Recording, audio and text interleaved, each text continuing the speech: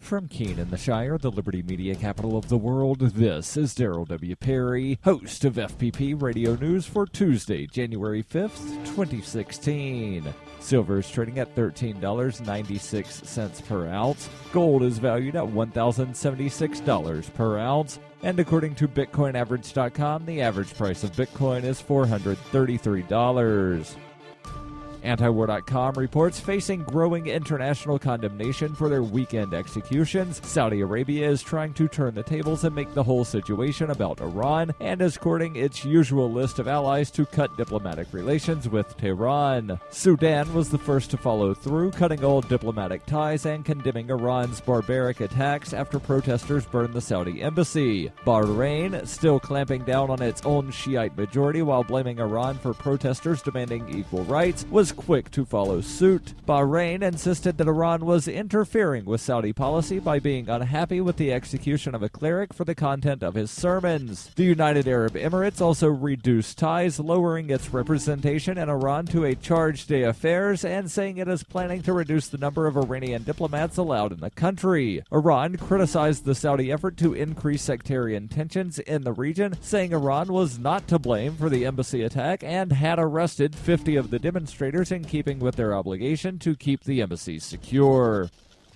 The Daily Decrypt is a Monday through Friday newscast about all the best news in cryptocurrencies and peer-to-peer networks. Know what's hot in the world of digital money, borderless trade, and cutting-edge communications. Available on YouTube, SoundCloud, and Facebook video. The Daily Decrypt is the news of the future.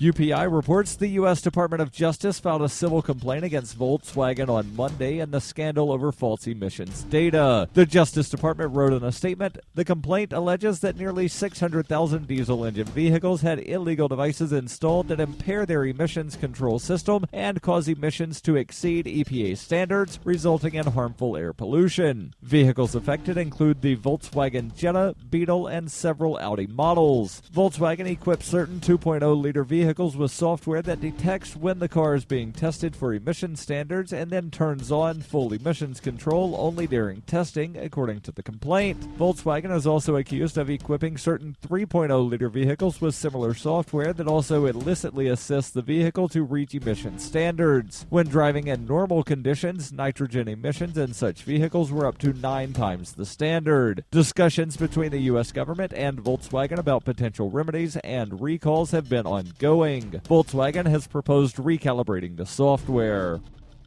For nearly 40 years, Roberts & Roberts Brokerage has been a trusted source for buying and selling precious metals like gold and silver. They also take Bitcoin for precious metal purchases and have permanently removed the minimum purchase amount for all orders paid in the digital currency. Call Roberts & Roberts today for knowledgeable advice on buying and selling precious metals and a forward-thinking approach to new technologies. 800-874-9760 or visit online at rrbi.co.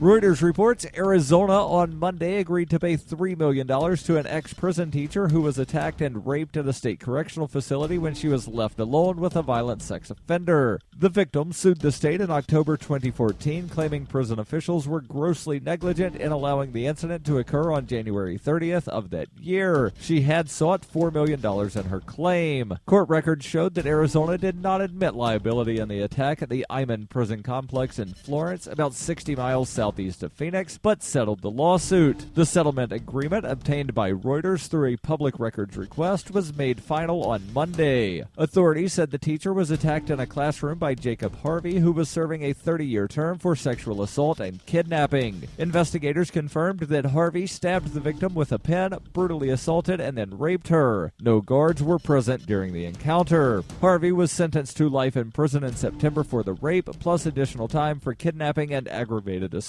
and he apologized to the former teacher during the court proceedings. State prison officials were heavily criticized following the attack, and the department was fined $14,000 for workplace safety violations. Scott Zwillinger, the teacher's attorney, said he was very satisfied with the settlement that he believes is fair to both sides. A spokesman for the Arizona Department of Corrections said steps have been taken to beef up security measures and staff training to help bolster safety at its facilities. This has been FPP Radio News, online at fppradio.com.